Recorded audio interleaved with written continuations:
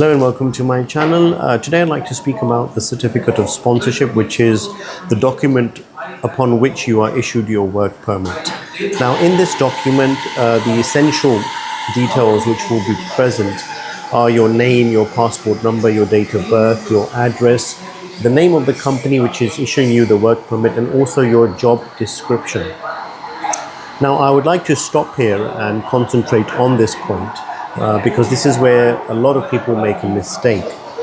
When you get your certificate of sponsorship, some employers tend to over-describe and over-explain the job position and the job role. The job may not be so technical or so specific as it is described in the certificate of sponsorship.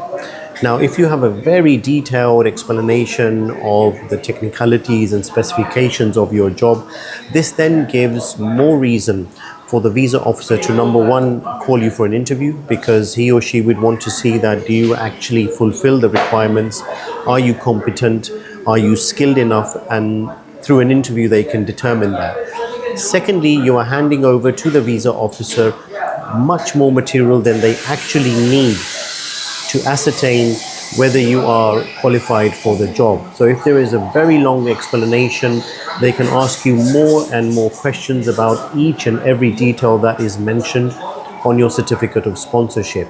So my advice is to those people who are issuing the certificate of sponsorships, and also those who have applied for jobs and are waiting to receive, to request your employer to try and keep the explanation or definition or description, I should say, of your job to a minimum as possible. This will then just give a brief description of the job, and within those parameters the visa officer can then ask you questions which should make you more comfortable and able to pass the interview. I hope this video was helpful. Thank you for watching, and I look forward to seeing you in my next one.